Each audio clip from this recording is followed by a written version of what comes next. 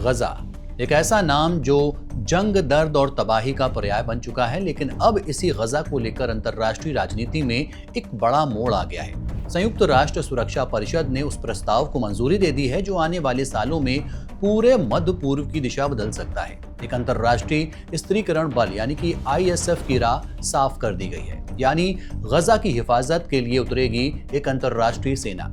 लेकिन ये कहानी सिर्फ एक प्रस्ताव की नहीं है, ये कहानी है वैश्विक शक्तियों के दांवपेच की, मुस्लिम देशों के बढ़ते असर की और हमास की सख्त चेतावनी की। गजा की धरती पर कौन पैर रखेगा, किसके हाथ में होगी सत्ता और कौन संभालेगा सुरक्षा की कमान, इसका फैसला आने वाले कुछ महीनों में तय हो जाएगा। नमस्कार, मैं हूं आसिफ इकबाल और आप देख रहे हैं वन इंडिया।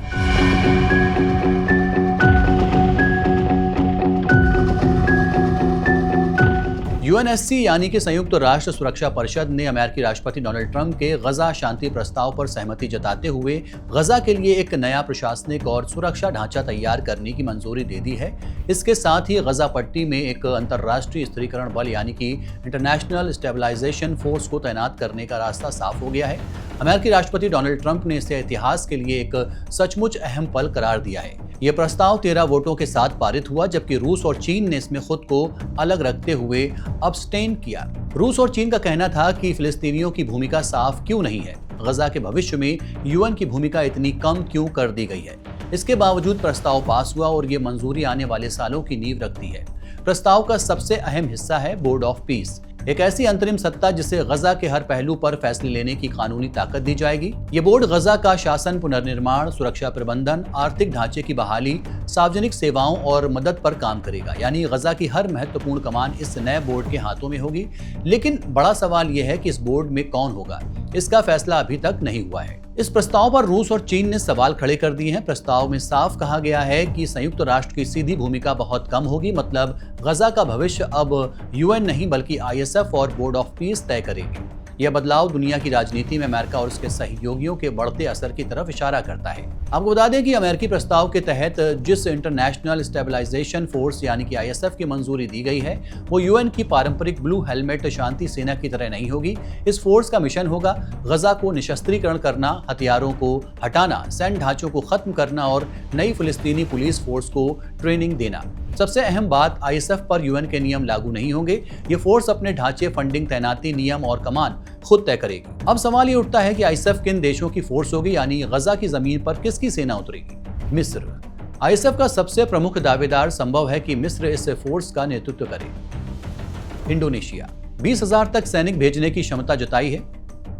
तुर्की ने भी फोर्स भेजने की इच्छा जाहिर की, लेकिन इजराइल इसके विरोध में दिख रहा है। अजरबैजान सैनिक भेजने को तैयार है, लेकिन सिर्फ जब लड़ाई पूरी तरह रुके। पाकिस्तान UN मैंडेट हुआ तो शामिल हो सकता है। कतर और UAE मैदान में सैनिक नहीं भेजेंगे, लेकिन फंडिंग, ट्रेनिंग और लॉजिस्टिक सपोर्ट में हो सकते हैं। साफ है, ISF मुस्लिम बहुल देशों पर ही आधारित होगा। हालांकि हमास ने पूरे प्रस्ताव को एक झटके में खारिज कर दिया है। हमास का कहना है कि यह प्रस्ताव फिलिस्तीनियों के जायज राजनीतिक और मानवाधिकारों को पूरा नहीं करता है। ISF गजा में तैनात होकर कब्जे का पक्षकार बन जाएगा। कोई भी अंतर्राष्ट्रीय फोर्स सिर्फ सीमाओं पर तैनात हो सकती है। इसके साथ ही युद्ध विराम की निगरानी करे, UN के सीधे नियंत्रण में हो और सिर्फ फिलिस्तीनी संस्थाओं के समन्वय में काम करे। कब्जे का विरोध हमारा जायज हक है, इसे छीनने की कोई कोशिश मंजूर नहीं होगी।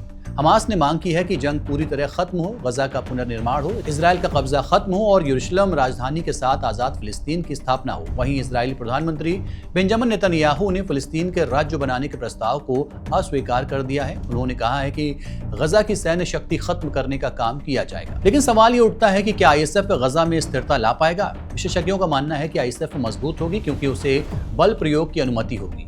ये UN की पारंपरिक कमजोर और धीमी प्रक्रियाओं से आजाद होगी, लेकिन इसकी सफलता इस बात पर निर्भर करेगी कि कौन देश सैनिक और फंडिंग देते हैं। यानी ये फोर्स बन भी जाए तो भी इसे चलाना आसान नहीं होगा। UN प्रस्ताव पारित हो गया है, ISF का ढांचा तैयार हो गया है, बोर्ड ऑफ पीस की कल्पना की जा चुकी है, लेकिन इन सबके बीच गजा की जनता क्या चाहती है, फिलिस्तीनी राजनीति किस ओर जाएगी, हमास किस हद तक विरोध करेगा और क्या ये मॉडल स्थायी शांति ला पाएगा, इन सवालों के जवाब आने वाले महीनों में तय करेंगे कि गजा दोबारा उठेगा या एक और संघर्ष की ओर बढ़ेगा। गजा की कहानी अभी खत्म नहीं हुई है, ये सिर्फ एक नया अध्याय खुला है। एक तरफ है एक अंतर्राष्ट्रीय योजना जो गजा की सुरक्षा, शासन और पुनर्निर्माण का खाका तैयार करती है, और दूसरी तरफ है हमास का सख्त विरोध जो इसे विदेशी कब्जा बताता है। आने वाले सालों में गजा का भविष्य इस बात पर निर्भर करेगा कि ये नया अंतर्राष्ट्रीय प्रयोग कितना सफल होता है और गजा की जमीन इसे कितना मंजूर करती है। फिलहाल के लिए इतना ही। देखते रहिए one India. Subscribe to One India and never miss an update. Download the One India app now.